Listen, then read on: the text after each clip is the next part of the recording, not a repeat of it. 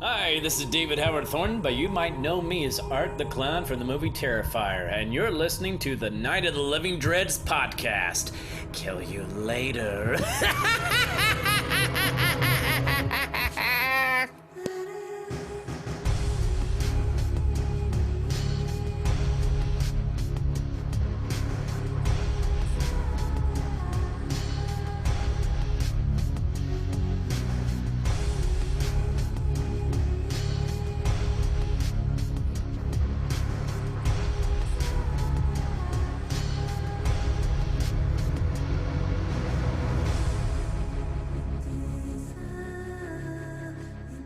Nothing says your Christmas is complete until you can say, I got a jackal monkey for Christmas. My very own jackal monkey. I got my very own jackal monkey right here. That's right. That's Jackal Monkey. I am Otis B. Dreds. This is Night of the Living Dreads podcast. And it is actually at the time of recording this because it's going to come out later on this evening. So if you listen to it this evening, you'll be listening to it on the day after Christmas. That's right. The Christmas hangovers, I'm sure, are in full effect. Although it kind of makes for a long weekend. So, I guess it's just, an endless ride to, Sunday night. You give them something to do over the weekend. There you go. Nurse a hangover. Oh, good night. See, I hit one of my Christmas presents already. I'm not used to it. I know. I have a vintage mic that actually the same daughter that got me this new scissor, spring action arm, boom stand kind of thing. And I've been saying I wanted another one because I have 3 mics and 2 boom stands. And I've been wanting to use this vintage mic that she got me last year, actually. And nice. I haven't been able to, really, use it a whole lot. I think because my other boom stands, they've been used so much. I think the springs have worn out. They've lost their tightness.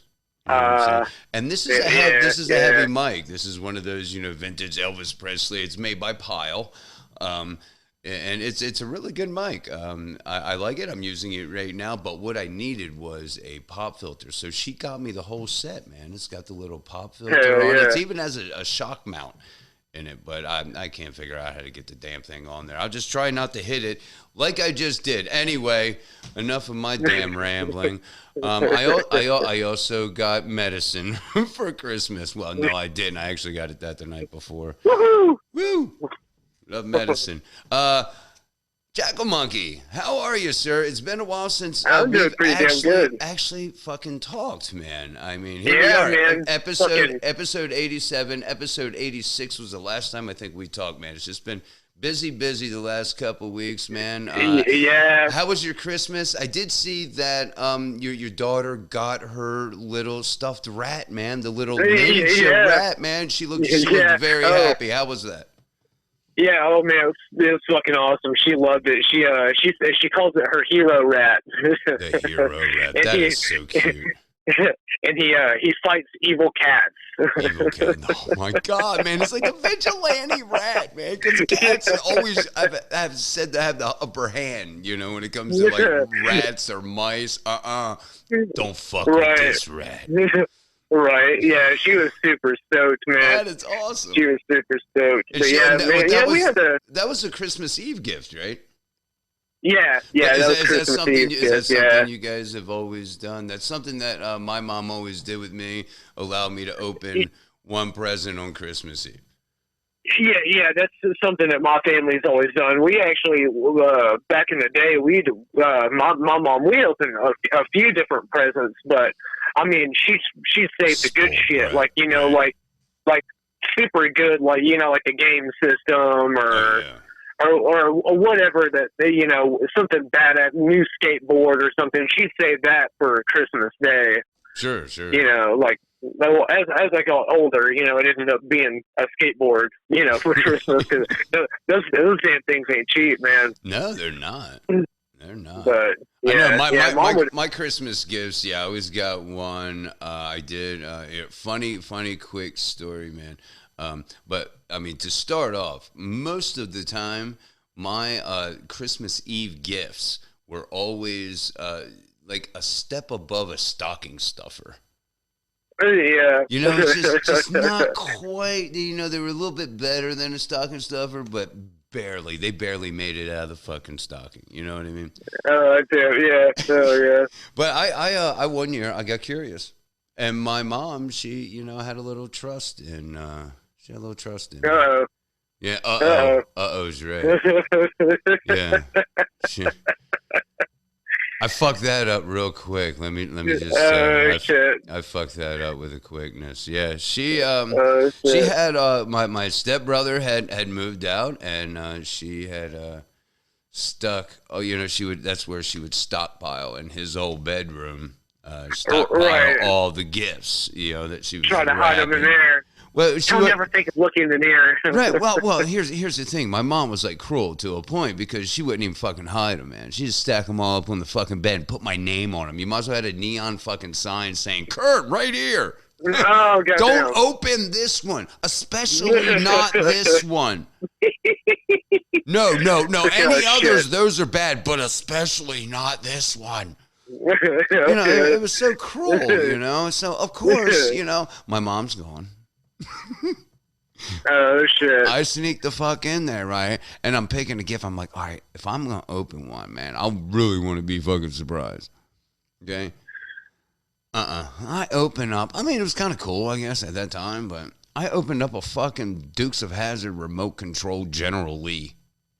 Oh hell yeah! Right, I mean that was cool, right? But I'm like, man, that's not what I was really hoping for when when I'm committing the ultimate crime in my house. Right. I wanted the Fall Guy, damn it! Right, it's like you don't commit a bank robbery, when the bank only has $10. you don't put yourself in that situation. You want to hit the big score when you're sneaking a peek, right? That didn't fucking happen. It's like, shit. So I tried to fucking hide it, right? My mom goes in and like an inspector goes in and starts looking at all the fucking gifts. I'm like, oh yeah, I got it made. Came out, right? She didn't say anything. Christmas Eve comes around. And this was only like a couple of days that I did the whole espionage thing, the whole spy thing, right? Shit.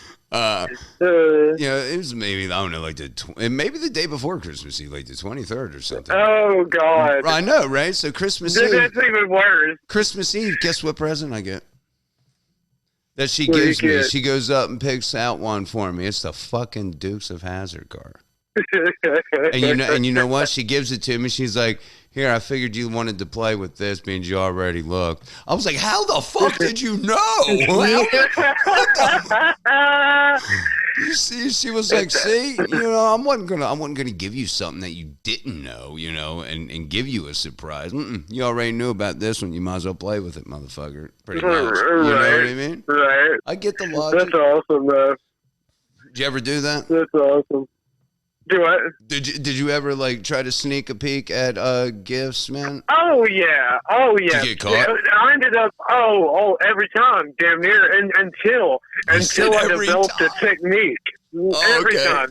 Please clue us in. Jackal Monkey's going to give us a lesson for next year, kiddos, on how to sneak a peek. See, and it depends on what it is too. Like, my thing, of course, when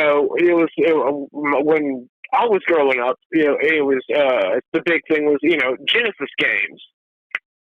Yeah. Like the Sega Genesis. Yeah. So I mean, I could tell by the shape, of the present. I'm like, all right, I know this is a fucking Sega Genesis game. I know it's a Genesis game. I just don't know which fucking one it is. So I would start pressing down really hard on the wrapping paper, and just kind of pulling it and pushing it to the cartridge. You're giving it the Charmin test, Yeah, pretty much. Fucking just pushing really hard until I could almost sort of see through. Don't squeeze the Charmin. That's how I discovered one year that I was getting Beavis and Butthead for Genesis, though. It required no unwrapping, nothing. I could see through the damn wrapping paper. Oh yeah, because every time if we cut where she had tape, and we even do that. Like we'd get a razor blade and cut where Mom had Scotch taped it together and slowly unfold it. You know, I mean, we thought we were slick as shit. Oh no! Good Lord! Oh no! She'd still come back. She's like, it wasn't folded that way. Like she knew. She knew we. Your operation was much larger and complex than mine. Oh, Mom could tell. She straight knew. She's like, you fucking opened this, didn't you? That's like, hilarious. Damn it! How the fuck did you know? Right, man. How does this happen? It's a Mom thing, It man. has gotta be. They fucking know that shit. They just fucking sense it. It's got to be. Did you get any horror shit this year? Let's talk some horror shit. Did you get any? Not really, man. Well, I mean, you make mask on the side. I mean, yeah. And let's talk about that for a fucking second. You make mask, custom mask and shit. Nightmare Ninja Studios. Tell us a little bit about that because there's some pretty badass masks. Yeah, fucking custom latex masks. Anything you want, pretty much I could do. Just takes a little bit of time, and a little bit of blood, sweat, and tears, but nothing I can't do. Pretty much. And I'm really into doing a lot of Friday the 13th stuff. Doing hockey masks. You're a big fan of Friday the 13th, aren't you? Oh yeah. That's your hell favorite, yeah. Jason. Yeah. Yeah. And actually, coming my way, I've got some more hockey masks about to come out, and some Hannibal Lecter masks as well. Awesome. So those would be pretty badass to wear with the COVID season going. So everybody needs a mask. Yeah, wear that. You can wear that over your mask. And. Look stylish. Look stylish, like you're a cannibal. Stylish and creepy, like you belong in an asylum. And it would settle two things. I mean, you're still wearing your masks, and I'm pretty sure that nobody would get within 6 feet of you wearing that motherfucker. Right. Except the local authorities. Yeah. Gonna try to carry you off in the white coats. No. Yeah. No, yeah, and then they may make you sit down and listen to this podcast. Fuck that. And we all know you don't want that. No. Not that again, please, sir. Not another. Oh man. So yeah. Speaking of family Christmas time. Shit, what else? Hung out with. What'd you get? Did you get some horror related stuff? I did get a little bit, man. That's my Mrs. Dreds, she knows already. Right? That's just you can just go straight horror. I'm a very simple man. Like band T-shirts. I like old retro looking band T-shirts and shit. I'm that guy. Yeah. Yeah. I'm that fucking guy. And hell yeah. So I always usually get, if not band T-shirts, I usually get some, like new horror shirts. And I got a few new horror shirts, maybe about 5 of them, 5 new ones or something. And so that was pretty cool. I got a talking Chucky. Yeah, I saw that. Yeah, it's fucking rad. That's pretty cool. What was that Krampus thing that you got? Oh my God! Yeah, hold on. You know what? Yeah, I wish we were on fucking video right now. No, that was actually given to that was a present to Jody from a friend of my daughter's, and actually her husband's, my son-in-law's best friend, Brandon, and we've known him for years. And he gets us a little something every year, and I guess they're little, almost like Elf on the Shelf, but it's Krampus on a mantle. Fuck yeah, that was badass. I really dug that. And you get the little gingerbread man. They're little stuffed animals. Hell yeah. And so that was pretty cool. And then he got Jody a a tiki style exorcist fucking cup, ceramic cup, which is really fucking cool. Got me a Chucky shirt and what the fuck else? I don't fucking know. So many things over there, but I got a little exorcist doll. Them little collectible things. I called him a doll. Yeah, go ahead, fight me. It's Linda Blair, bitch. Yeah. Fuck it. Yeah, right. I got the Jeepers Creeper, the Creeper, little Funko Pop thing. I got tons of those. The last one I got, I think, was Rob Zombie. He was the last one I got. Oh, hell yeah. And let's see, I got Cards Against Humanity. Oh yeah. That was one game card game that we've been talking about fucking getting, and it's funny because we got that too. Really, and we had played it. We had played it once or twice before, but it was my daughter's, Zane's mom. It was her set, so it's like, okay, man, that would be really cool to have. So we're gonna take it to my very witty, bad joke telling boss, because I know he hates to hear that shit, but he doesn't listen to the fucking podcast anyway. So we're going to his house, I think, to hang out and do celebrate New Year's, and we're gonna take this fucking game over and see how many moral laws we can break. Fuck yeah. I don't know, but all in all, brother, it was really cool. And then, of course, as I mentioned already, I think I mentioned the arm and the little boom stand and everything. But yeah, that's fucking rad. Oh, and then I did get my my Jason coffee mug. Yeah, that's badass. That Jason coffee mug. Yeah, it was pretty cool.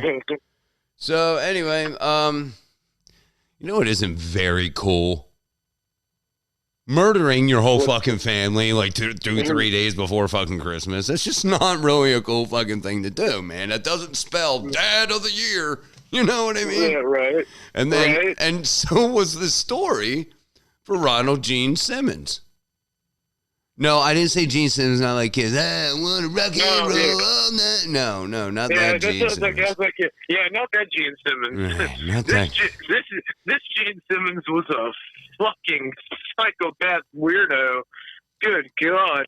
I mean, which isn't a far stretch from the Gene Simmons you may have thought we were talking about. I'm not a Kiss fan, but all right. All right, he don't listen either, so fuck him.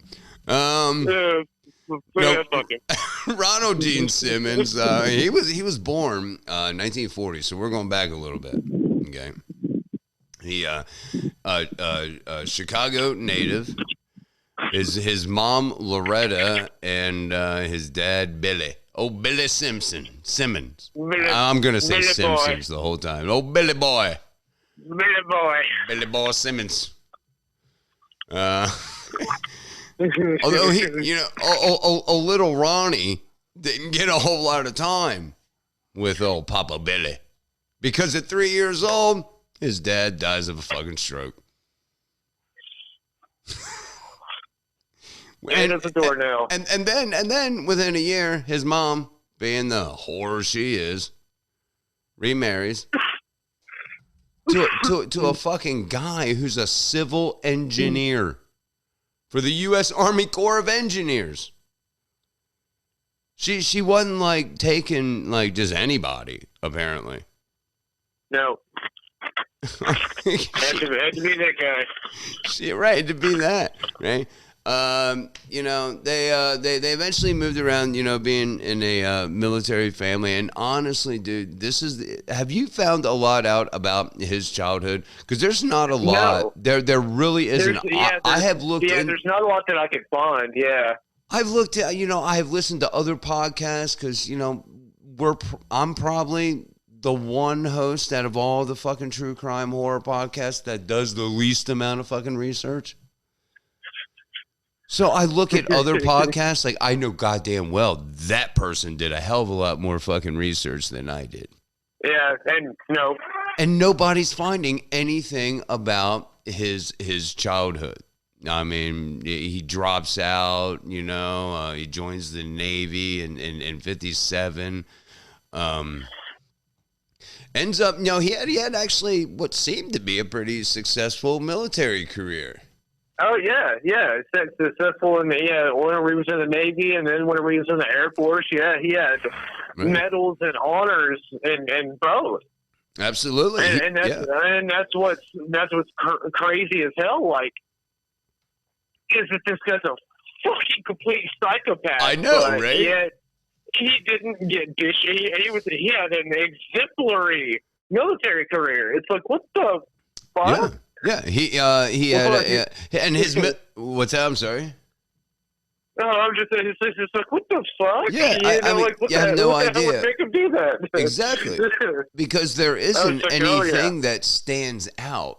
With his early childhood, like there were certain things that stood out. With Jeffrey Dahmer, his dad, and the dead carcass and shit. I mean, there's just little things that you could say, yeah, that could have sent my kid into a tailspin. But there's nothing that we know of. That's all we can say. It's not that it didn't happen. Exactly, but I think I may have figured it out. Oh shit! Because breaking ground here in the insane asylum. Yeah, here we go. But because I mean, normally, it's usually for serial killers and stuff like that, people that commit mass murders, it's either A or B. Usually, it's either A. They had a terrible fucking upbringing. Like their mom was a prostitute that made them watch them sleep with Johns, and their dad was an alcoholic that beat the shit out of them. Like stuff like that. Or they have like a shitload of stressors, like all at once. Like they lose their job, their wife divorces them, their parents die. Like they lose their house, you know what I mean? Like the avalanche stressor, if you will. It all comes at once. It's not, just repetitive over life, and then you snap. It's boom, boom, boom, boom, boom, boom, snap. Right. But this sick son of a bitch, apparently, he has been broken for years. He was just sort of, like any good serial killer, he was hiding his darkness, so to speak. Yeah, you mentioned the awards and for one, like you said, the Navy. He was in the Navy from 57 to 63, so he had a good 6-year stint in the Navy. Let's see, and then in 65, he didn't take long of a break. Two years out, and he does a 14-year stint with the Air Force and ends up retiring and leaving the Air Force as a master sergeant. And these are the credentials that he left with: Bronze Star Medal, the Republic of Vietnam Gallantry Cross, Air Force Ribbon for Excellence in Marksmanship. Which, it's no bullshit. The dude, he had damn good service record.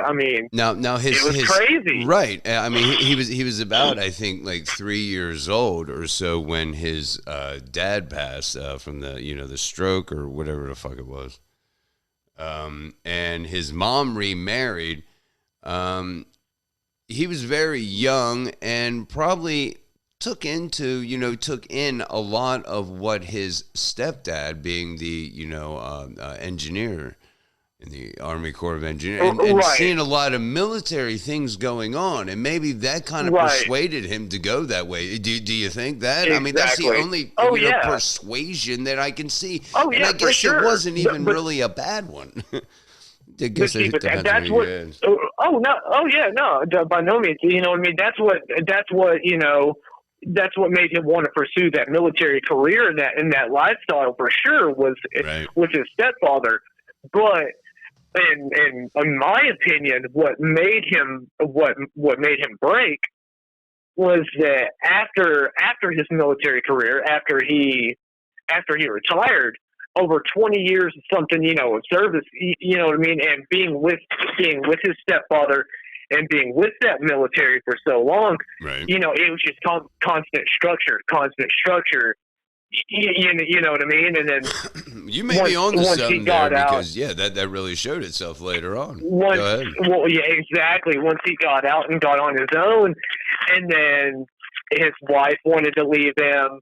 His daughter, come to find out that he had been molesting his 17-year-old daughter and had impregnated her. Shitbag.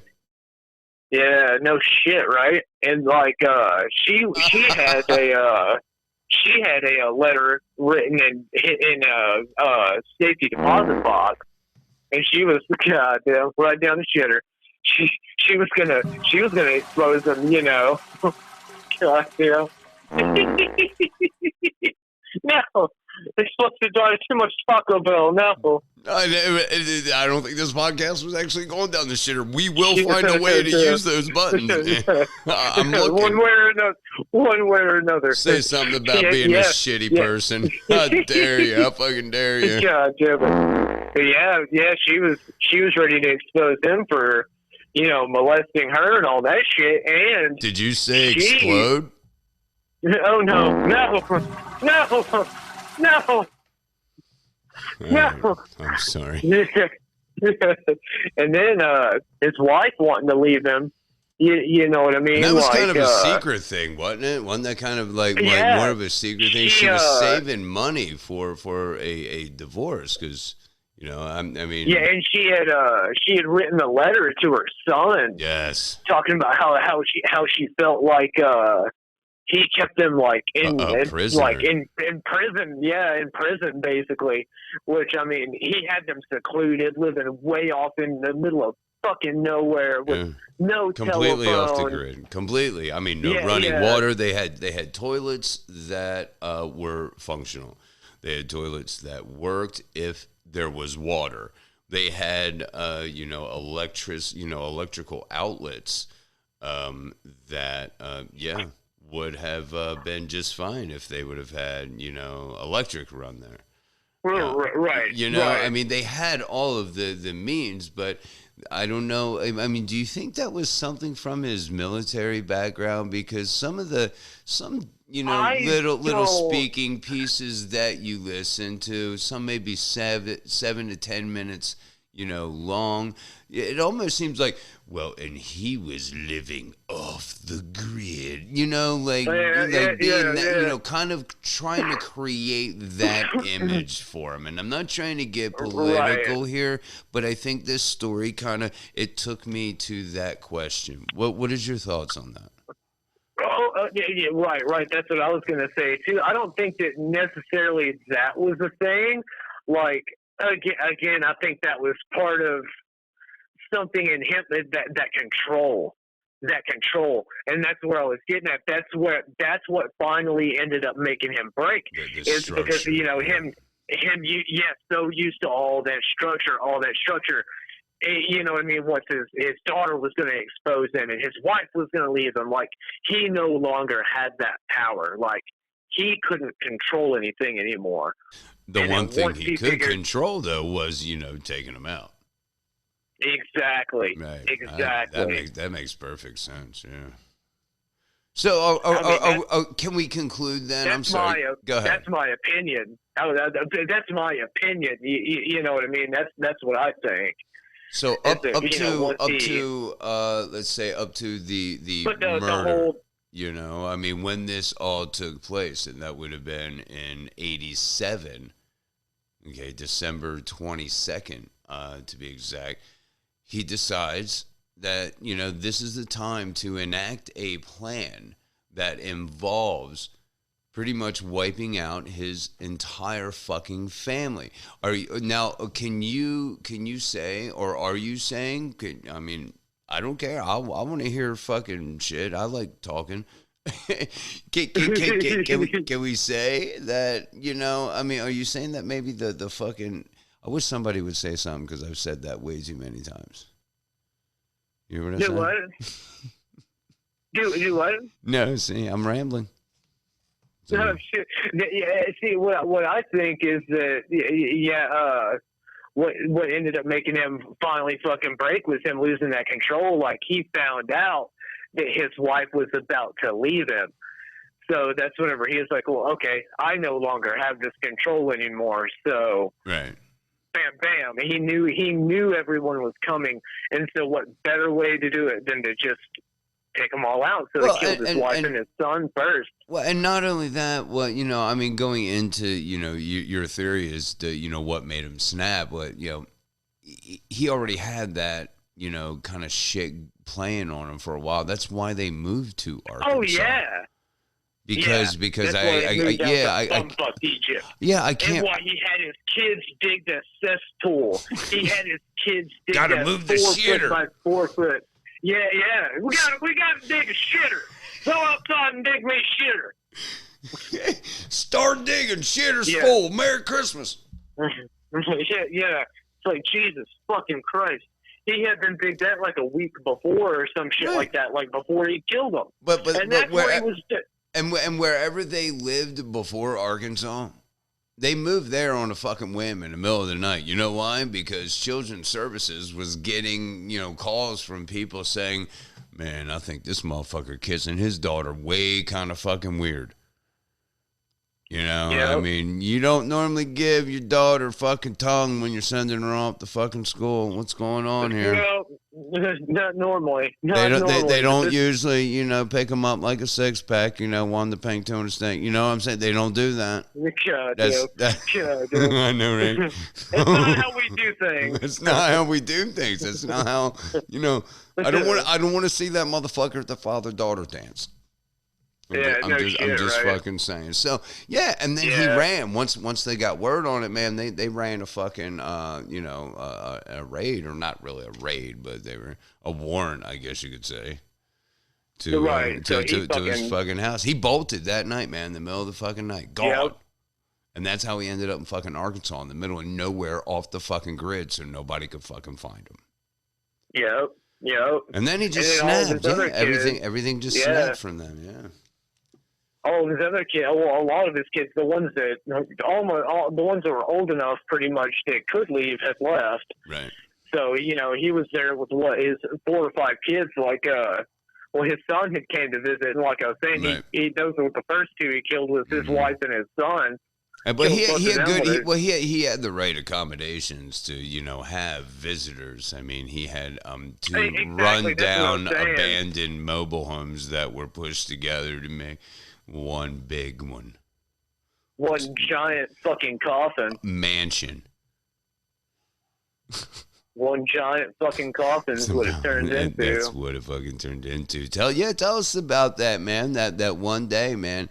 One of the podcast hosts I listened to about this case, you know, he said that, you know, they would take, and one of Becca's, or Rebecca, his wife, or Becky as she was known, would take and go down to the creek in the morning and, you know, start bathing up, getting ready for the day, you know, washing up, because they didn't have fucking running water. They had to go wash their ass in a fucking creek. You know? Yeah. Because that's sanitary, you know. They ain't going to get no fungi up into poopy. Nope. No fungi. Go wash it fungi at your poopy. Get the fungi at your poopy. With the creek water. With the creek water. With the creek water. Don't drink it. Don't drink it. No, don't drink the poo water. Don't drink the creek water. Don't drink the poo water. Don't lick the fuzzy green rocks either. No. I know it feels good on your tongue. If you start to see things, let me know, and then you pass that rock to me. And start collecting all the fuzzy green rocks. I think we can scrape that down, roll it up, and smoke it. Like the Right.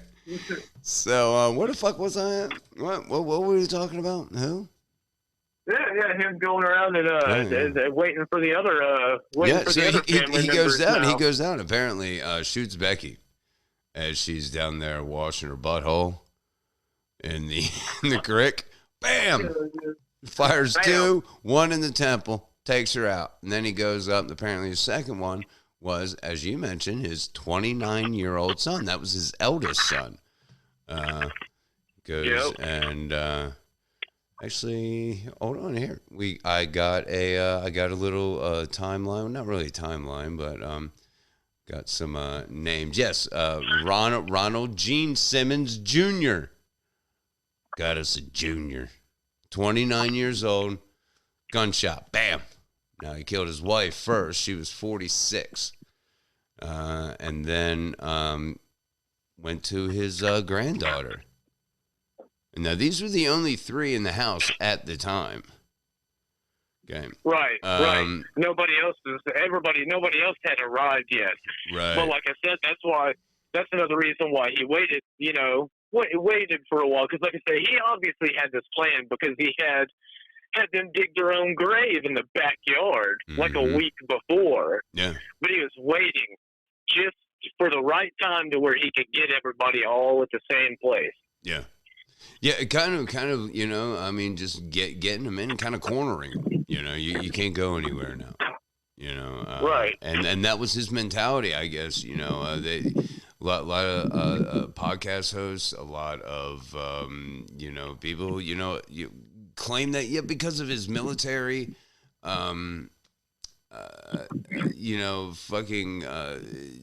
duties and whatnot. That mindset is what got him to where he could really plan this out, and it worked to a T.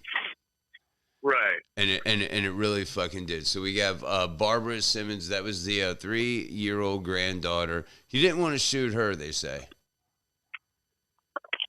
He didn't want to shoot her. That was too much. She was too young. I'll take my belt off and strangle her, because that's how you show kids love. Strangle. Yeah. Yeah, strangulation. It was still, though, a few hours apparently after all of this happened, after he's done killed his wife, his oldest son, and his granddaughter. He still got a few hours. They say he kicked his feet up, cracked open a beer, and watched some TV. And just waited. Yep, and just waited. Just waited for the other 4 kids that I believe lived there. To get home from school. That would be, and this is oldest to youngest, that would be Loretta Simmons. All right? Loretta, Eddie Simmons, and he was 14. Marianne Simmons, 11. Rebecca or Becky Simmons, 8. Just waiting for them to get off the bus. They get off the fucking bus, okay? He meets them outside. He don't let them inside. He's got this all planned. Dude, this guy was almost like brilliant to a point. In a really fucking deranged, psychotic fucking way. Now, do you want to tell how these poor next 4 get it? Because it was kind of macabre how he did it. Yeah, tell us about that. Yeah, it was so sad. Like he told each one of the kids that he had a Christmas present for them. But he had to give them their Christmas presents. He wanted to give them their Christmas presents, one at a time. So that, the other ones, I guess, so that the other kids wouldn't get jealous or something. And it was also supposed to be so special, yeah. Yeah, right. So he took the kids one by one, starting with the oldest first, back behind the house and drowned them in a rain barrel. Yeah. He would start strangling. It said that he actually grabbed Loretta, like you said, the oldest, 17, grabbed her from, I guess, behind. I don't know if it was with some kind of a belt or whatever that maybe he used on Barbara, his granddaughter, and started strangling her. And then, eventually drowned them in a fucking rain barrel. And then, threw their bodies in the mass grave. Did this one by one with each one of the kids, and then threw their bodies in that mass grave pit that they had dug in the backyard. Ridiculous. I know. And then... Go ahead. And then... What's that end?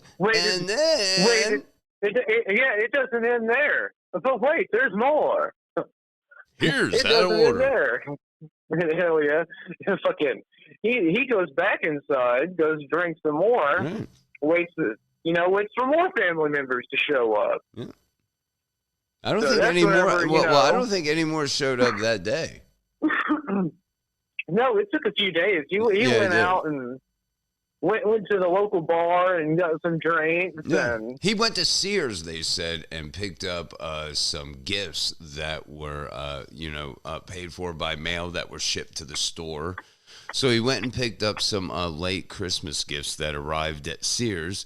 Thank you, Merry Christmas. Meanwhile, okay, he only has, I think, the 4 kids in the all right, because he only has certain ones in that little cesspool.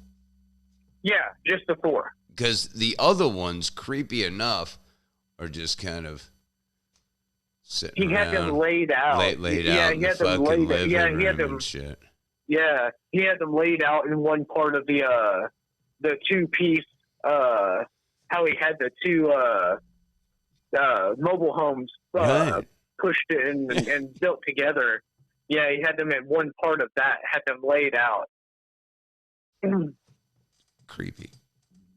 Yeah, and was just waiting for the other ones. So, And then a few days later, the other ones that's come whenever the they 26th on today, when we're recording this, the 26th of December, 1987. More family shows up. And a lot of this family, at least certain parts of this family, at least his daughter, the one that he was, giving it to like a fucking pedo fuck. All right. Her name would have been Sheila. She has, married and everything, but they, at least them in particular, chose to go the day after Christmas. You know why? Because they didn't want to go. They didn't want to go there and ruin that Christmas day. They wanted Christmas Day for themselves without, Sheila's fucked up family, screwing it up. So, yeah. There you go. and then bam. Bam. Then he ended their lives. Yeah, we have William Billy Simmons, the second, 22 years old. His son, gunshot, dead. Renata Simmons, Billy's wife, 21, gunshot, dead. Their son, his grandson, 20 months old, okay, just under 2 years old, drowning. That was another rainwater fucking barrel. Yeah. Drowned their 20-month-old. Good Lord, I drowned mean, his 20-month-old grandbaby in the like I said, after reading and doing research on this shit, man, like I said, I wanted to. I was like, Jesus Christ, I had to fucking watch My Little Pony or something. You know what I mean? God damn, I've read and seen some fucked up shit before, but good fucking God, like this dude's one of the ones like he takes the cake. Dude has. He takes the fucking cake. Yeah. We had talked before we started recording, and me and Mrs. Dreds did a podcast on the Sylvia Likens case. I think she did like 40-some days, I believe it was.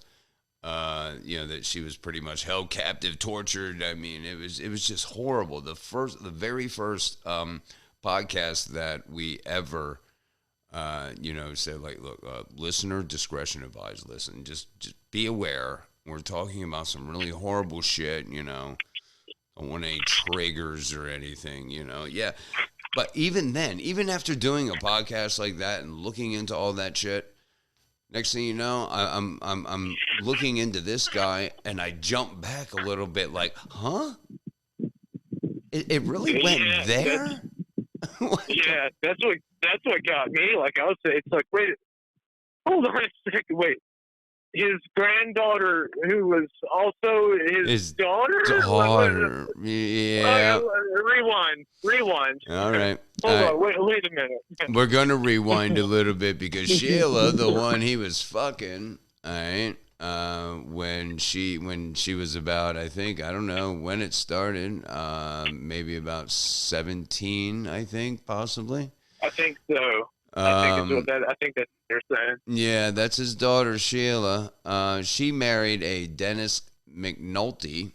He's 33. Both of them did get gunshots for Christmas.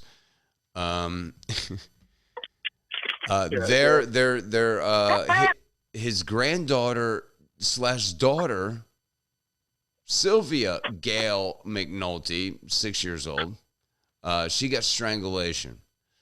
I think that was the one where she made her turn over and lay on her stomach, and he took a belt and put it around her neck. I believe that was that one. It's pretty brutal, but to understand how bad this shit stain really was, man, I guess you have to put it out there. But it does have an happy ending. It does have an happy ending. Michael McNulty, that was a son between Dennis and Sheila. His grandson, 21 fucking months, strangled. All in a day's work. All in a fucking day's work. We have 1, 2, 3, 4, 5, 6, 7 murders. The 26th of December, 1987. What did you dreadheads do today? So don't judge. Yeah. Don't judge. Don't fucking judge me. Right, I didn't do shit. Well, that motherfucker killed 8 people, 7 people. You know what I mean? This is a shit stain, bro. And what do you want to add to that day? His whole fucking family at that too. Like, I mean, Jesus Christ! Like you said, it's 7, and not only 7 people; those are 7 family members. Right. And that's just then. That's just then. Not including the other 4 children, whose lives he'd taken. It was his own kids. So that's 7, 8, 9, 10, 11, 12, 13, including his wife and son. Mm-hmm. Like, oh, jeez. Yeah, I think when it came to the 28th of December, I think he was up to maybe 14. I don't know. Because I think some sources say that it was like 15 or 16 kills or 14.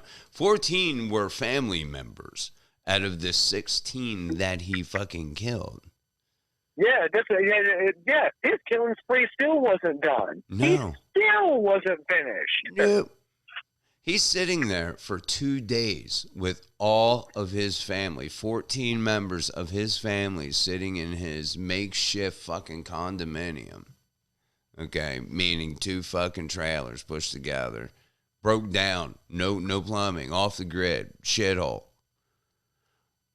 And sitting around with all of his whole family's fucking corpse. Yeah, decomposing, just drinking beer and oh God! And this guy starts. He starts pondering. Oh my God! I hate that motherfucker. That motherfucker. How did all this happen? Oh, it's because that girl didn't, like me. Yeah. It's because the woman who again he had been fired from his job for sexual misconduct, and it was that one lady that. The next lady who he killed, what was her name? Rebecca. Oh, I believe it. No, Kathleen Kendrick. That's it, Kathleen Kendrick. Yeah, that's it. Yeah, she was an acquaintance. Denied all his sexual advances, right. So he went to her job and decided to, it was all her fault. That, like you said, it's her fault that my life sucks ass. So. Yep. I'm gonna kill you. Yeah, she worked at a law office in a place called Russellville.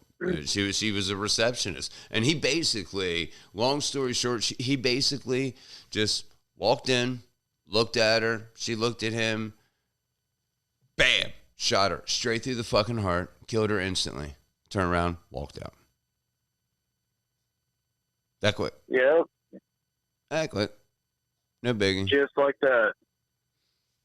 And then proceeded to go to There was an he oil. worked? He went to an oil company office. That's where he shot J.D. Chaffin, and wounded the owner, Rusty Taylor, who I think that was his intended kill. I believe because because that he said I think that was who used to work at a convenience store or was a manager at a convenience store and worked him to death and didn't give raises or whatnot. Yeah, and he got a new job. Didn't pay him the money.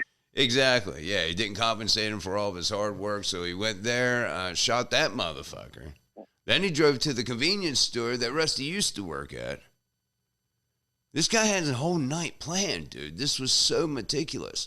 Yeah, it's insane. he drove there. He shoots and wounds 2 more people.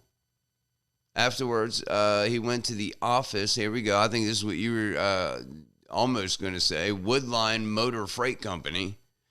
And that's where he shot and wounded a woman. He shot like a receptionist or something again. Yeah. You're just sitting there talking to her and shit, and then just shot her. Well, no, not that one. Oh, maybe it was that one. Oh, yeah. But I know he does walk in and he shoots his fucking receptionist, and then this other woman spots him, and I think he notices her, or she recognizes him, and that's the one that he sits and talks to. Yeah. And that's really how it all came, to a screeching halt, I guess you could say. He found a woman. He chatted with one of the secretaries. That was one of the I don't know, maybe working that night, one of the last people, and she's looking right at him, and he's walking towards her with a fucking gun. Because she hears gunshots and shit going on. So she runs out, What the fuck's on? Yeah. Oh, shit. And he's coming, And he picks her up and he was like, I'm not going to hurt you. They sit down. He offers her a cigarette. He sets his gun down. Will you take this, please?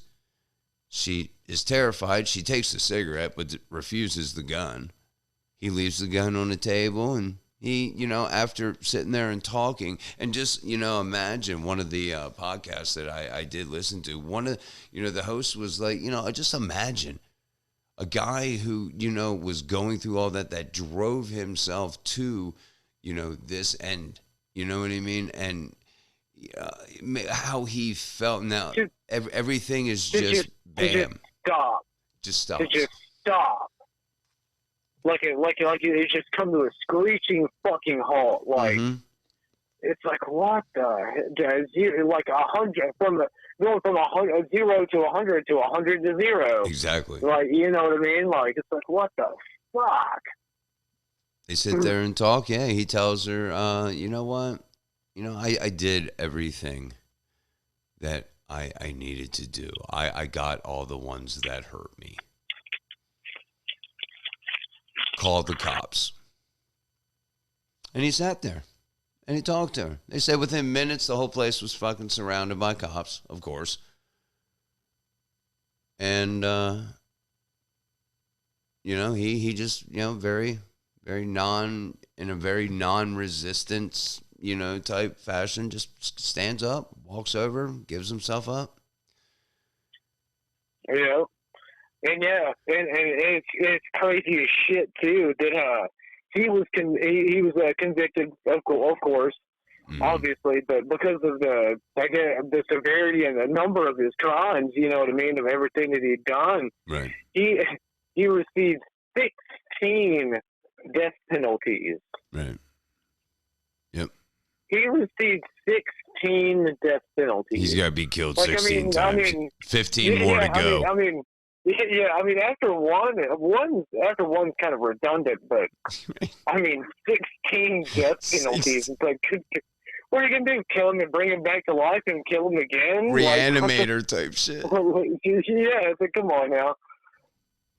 But yeah, and he wanted it too. He fought to get them to speed up the process of him being put to death. He hustled that shit. And check this out. Yeah. And here, just when you think the story doesn't get any weirder, there were other prisoners on death row that were literally trying to file for an appeal to, take and have his, case looked at again, because they felt that it was damaging those, to right. try. And this comes from Wikipedia, so I know, take it with a grain of salt. But it says John Bynum successfully prosecuted the case. Simmons was first tried for the Russellville crimes, and a jury convicted him of capital murder and sentenced him to death. He made an additional statement under oath supporting his sentence. Listen to this. I, Ronald Gene Simmons, Sr., wanted to be known that it is my wish and desire to absolutely no action by anybody be taken to appeal or in any way change this sentence. It is further respectfully requested that this sentence be carried out expeditiously. Yeah, yeah.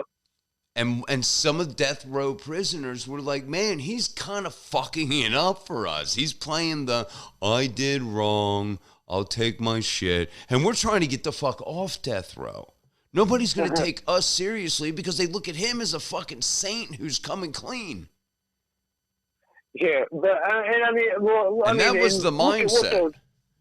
That's the mindset of them. But it's like, well, dude, like, stop and look at what the fuck he did. It's like, dude, true. He killed his entire fucking family. Like, hell yeah, he deserves to die. And he knew in my opinion. And he knew it. He refused to appeal his death sentence, stating, quote, to those who... This is his sentence, or his words. Quote, to those who oppose the death penalty, in my particular case, anything short of death would be cruel and unusual punishment, end quote. And I agree with him. Yeah. Oh, yeah. Don't let him sit and breathe another fucking, drop of fucking air, another molecule of fucking air. Drop of air. If it's human, it's human. It can be rain. But, yeah. Either way. Yeah, I mean, and we agree with that. And, but the whole thing is that in United States history at that point, I don't know if it's, different now, but from the time that he was sentenced to the time that he was executed was 2 years. That was the quickest from sentence to execution time in U.S. history. Right. That's crazy. That is crazy. And he was also the subject of a U.S. Supreme Court case, Whitman versus Arkansas, when another death row inmate, Jonas Whitmore, attempted unsuccessfully to force an appeal of Simmons' case. This guy went to the Supreme Court trying to appeal the Simmons case, and he was another death row inmate or death row prisoner. But he's trying to, like you appeal this, I'm appealing it, motherfucker. Yeah, right. It's like, no, fuck you. Like he wanted to die. Yeah. And he got it too. Guess who signed his execution warrant? Do you know? Who's that? Bill Clinton. Oh yeah, that's right. Bill Clinton was at the time the Arkansas governor and signed his execution warrant. And on June 25th, 1990, he died by a method he had chosen. They give you a choice now? Or did they just give this guy a choice? What the fuck? Actually, I'm pretty sure that they do. If I'm not mistaken, here in Texas, you can still choose firing squad. Really? Yeah, if I'm not mistaken. I don't know if I'd want that. I'm gonna look into that. If I were to go, fuck yeah, that's how I want to go. Blow me to fucking shit. I don't know. Blow me to fucking shit. If I go out, then I've done some. If I've done something like that, then my brain has broken. You know what I mean? Like, true, if I do something to where I'm gonna to stand in front of a firing squad. Right? To where the death penalty is warranted. I mean, hell yeah. Put me down like the fucking rabid dog that I am. That's what I say, man. Like, all right. I don't see anything like that happening to me. But sure. But so he chose lethal injection. What about lethal injection? Would you is that in your list of choices? I'd rather, like I said, I'd rather have somebody blow the shit out of me than fucking than get lethal injection. Because like you don't know what that feels like. You know what I mean? Like, right. like does it feel like your fucking skin is on fire? Like, and you just like you're paralyzed and you can't talk? Like like what the no. I really just fucking end it. You shoot me in the fucking head. That does make fucking sense, man. I can't argue much with that. Really you shoot me in the fucking socket. Just put me out. So yeah, that shit stain. He is gone. He is gone now, man. Any last words on this fucking guy, dude? I mean, it's just, like I said, like just like the fucking sick, depraved shit that this guy did. Like even before he started killing, he was molesting his fucking daughter, and then had a child with her. Like, right, and then talked his wife into not divorcing him and telling his wife, admitting to his wife, I did this. I fucked our daughter, and now she's pregnant. Now I have a daughter, granddaughter, and. You have, I don't know what it is to you, goat girl, I don't know. And then basically having them live way the fuck out basically like imprisonment. Yeah. Out in the middle of fucking nowhere, no TV, no electricity, no fucking running water, like, it's like, and like I said, like I was saying, and this, again, is what I think, like, I think all of that, it comes back to that whole fucking control thing. Sure. I think it's because he could control them being in that fucking shitty fucking situation. So that's what, that's what he did. And there's mental intimidation, I'm sure, going on there. Yeah. For sure. And that makes the control part, a little bit easier. They're going to be a little more submissive to you if they're already just you are physically imposing or just physically scary to them, intimidating to them. It makes your job so much easier.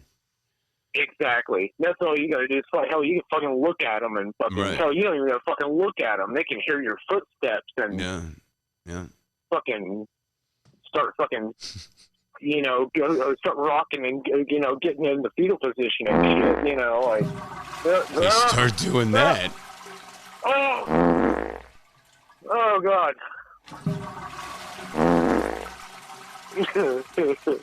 Yeah, man, it was just fucking terrible, man. Like, it's one of those things that's like shit, man. You don't get much worse than this. You said shit.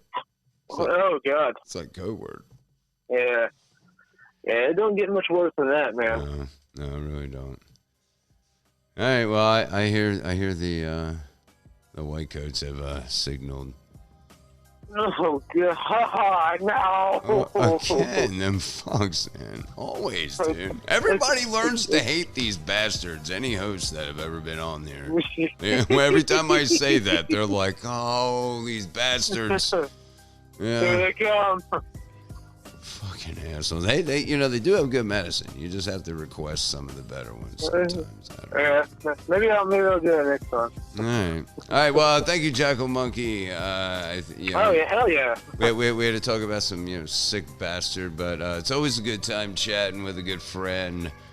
Some serial killer shit. Always. Talk to you next week, brother. Can you help me?